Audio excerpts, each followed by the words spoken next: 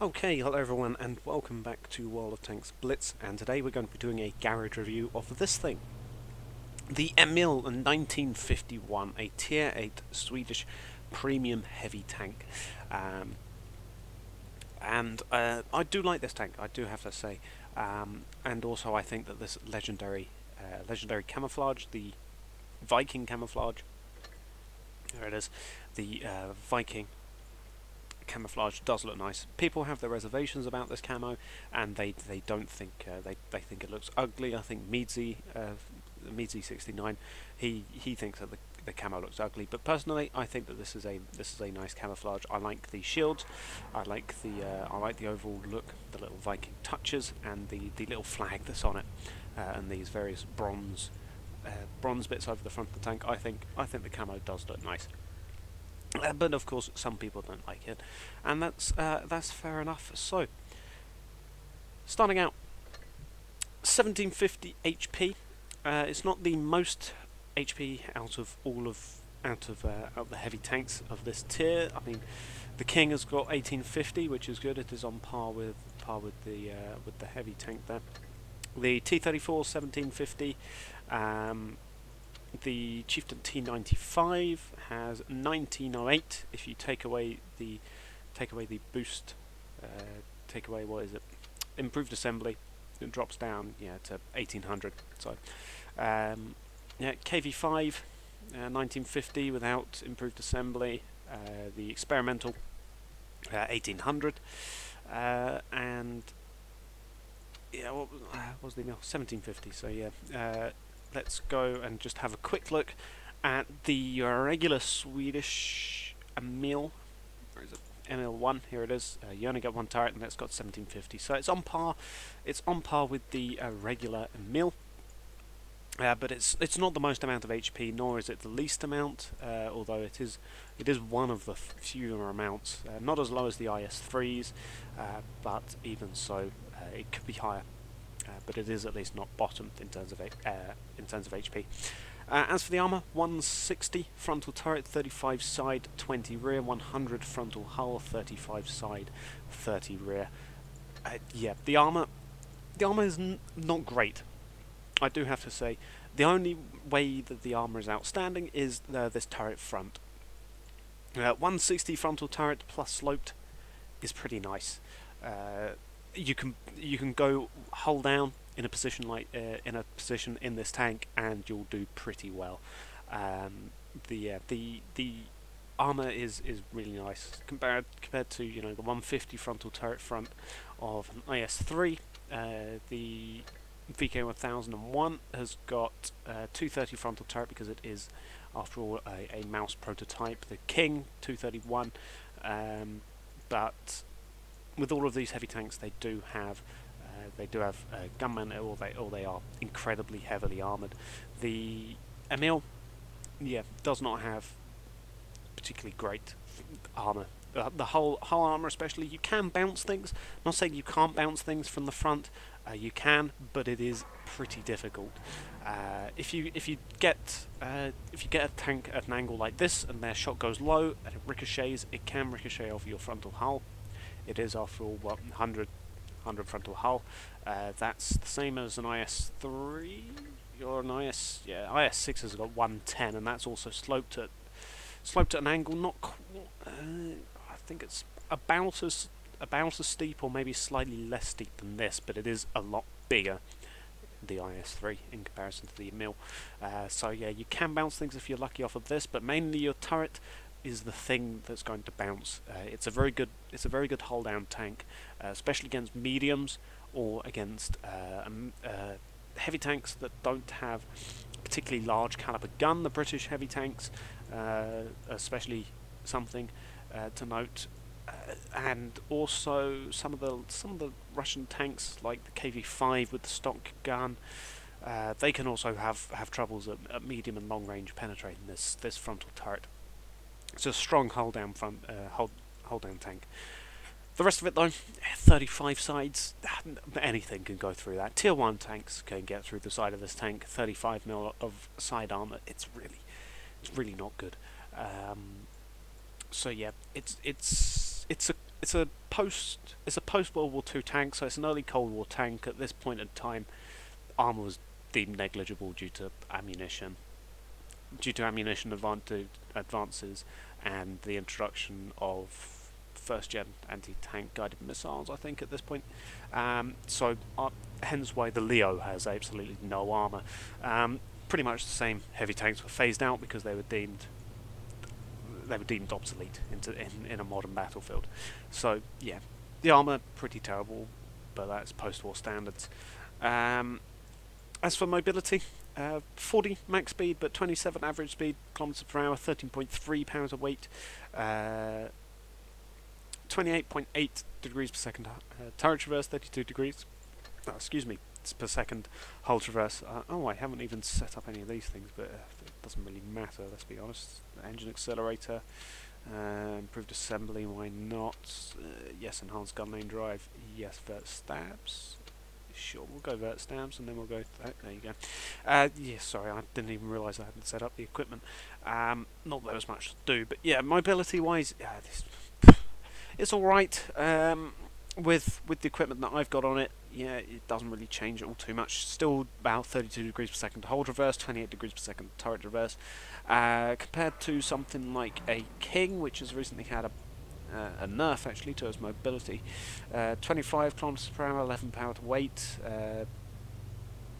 20 degrees per second turret, 29 degrees per second hull traverse. It's faster and more mobile than a King. IS-6. It's about it's better than an IS-6. It's going to be not as good as AMX M449, I'm assuming. Yeah, not quite as good in terms of top speed, but in comparison to the regular Emil 1, which has got 180 frontal turret and 125 frontal hull, so the Emil 1 has actually got better armor than this thing by a considerable margin, actually. So that's something to note if you're thinking of the Emil over this thing. Emil with the upgraded engine gets 11.6 power to weight, 23 average speed.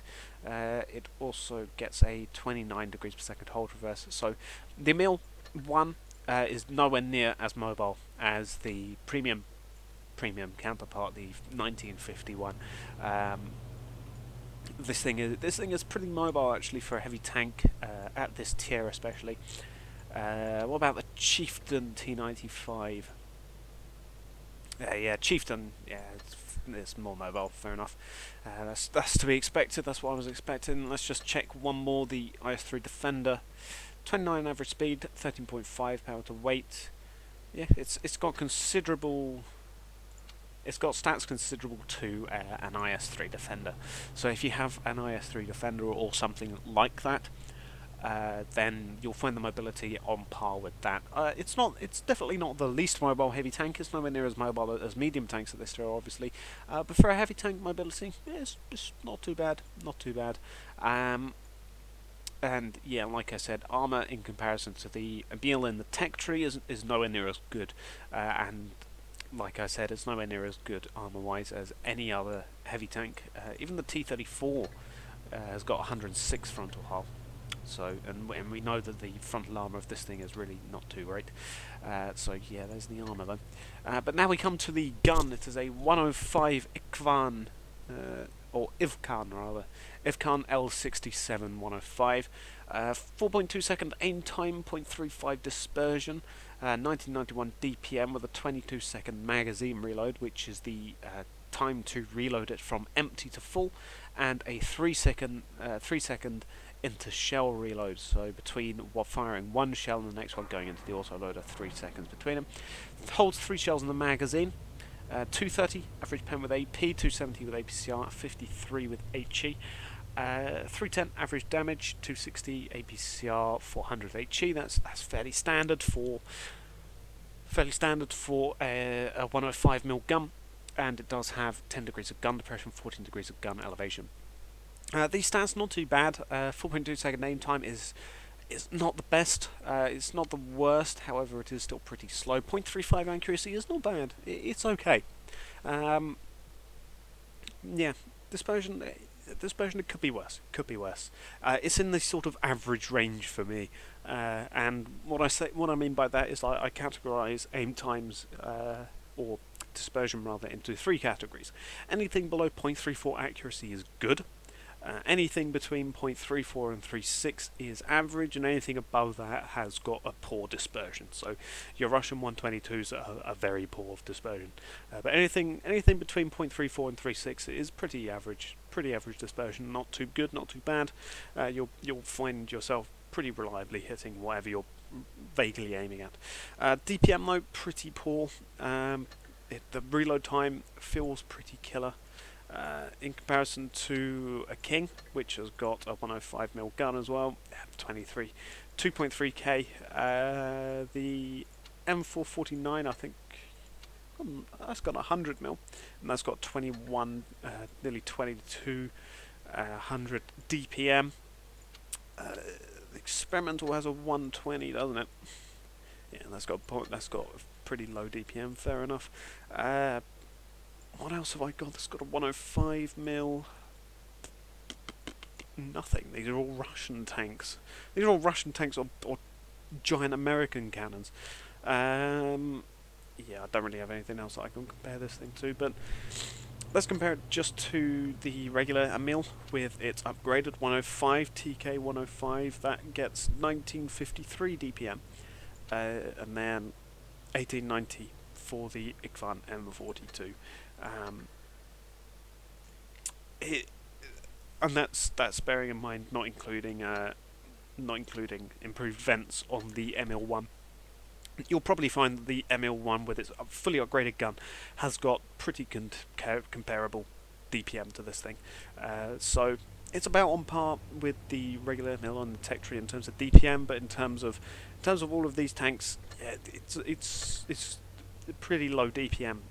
The 5100 actually gets a 100mm autoloader, and that's got just over 2k DPM because it is a slightly smaller caliber gun, but it does do the same amount of damage, 310, and it also has pretty comparable DPM as well.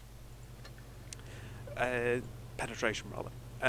But as for the rest of the stats, comparing it to the Emil's fully upgraded gun, the Emil 1951 does get better penetration. The Emil 1 here gets 217 average pen on its AP. The 1951 gets 230, and the APCR also gets better penetration. So, I mean, the 1951 does have pretty good penetration for this tier. It is a tier 9 gun after all. Yeah, 230 average pen with AP, 270 with APCR, that's pretty good. The average damage is pretty standard for a 105, can't really say anything on it. But yeah, the average pen is pretty good. So yeah, that's pretty much it for the stats here. Overall, pretty poorly armoured. However, 10 degrees of gun depression combined with this turret makes it still a pretty good hull down tank. If you can get yourself behind a rock or something, it's pretty good at dealing damage. As for consumables, it gets the standard repair first aid fire. It also gets the engine power boost, 20% engine power for 15 seconds, but it does not get adrenaline because no loader. Well, technically no loader is an auto loader, but yeah, because it is an auto loader, you don't have adrenaline. So sorry anyone who likes using adrenaline, but this is the trade-off you have for autoloaders. And then the multi-purpose restoration pack, which is those three rolled into one. You can go ahead and mount them as you want. As for provisions, you do get grilled salmon or crisp bread, which is 3 and 10% respectively to crew mastery. You've then got your standard and improved fuel for 3 and 10% respectively to engine power and turret reverse. Then you have that, which is all of that. You do carry 90 rounds of ammo, which is a pretty considerable amount, considering your DPM and your 22-second reload, which is like I say, not good. You'll have no problems with ammunition. You can go ahead and mount as much ammo as you want. You're never going to run out in a battle. You're never going to be able to fire all 90 rounds of ammo in a single battle in a 7-minute standard blitz battle. You're definitely not going to use up all of these rounds. So yeah, you can go ahead and mount them as you want. As for equipment, improved vents definitely to help with you don't need calibrated shells. You don't need 241 mil of pen at tier 8. 230 is more than enough. Improved vents will help buff everything, including your magazine time. Definitely want to get that. So improved vents, improved modules for the extra track durability, coated optics for your view range. You are a heavy tank after all. You're also pretty mobile, so camo net, I'd say no on this tank. Enhanced gun lane drive, get that aim time down, pretty useful. You don't really need supercharge. Again, your penetration is pretty good for this tier. I'd say improved assembly for the extra HP. It's pretty pointless going for enhanced armor. It really isn't going to serve you all too much. So improved assembly definitely to increase your HP. Engine accelerator for your power to weight. Again, get it up to 14.2 power to weight, which is pretty good. That makes it pretty mobile. Vert stamps, it does have pretty good gun handling, I found. You can snap shots and the shots will reliably hit. So vert stamps definitely. Enhanced tracks as well, might as well, although you can really choose whichever you want of those and then your choice of whatever the hell those two things are. So overall, it's a pretty good tank. I do like it. It's good at being hull down. It's got a good gun on it. And it's pretty mobile. So yeah, I do like it. Pick it up when you can. Thank you all for watching and goodbye.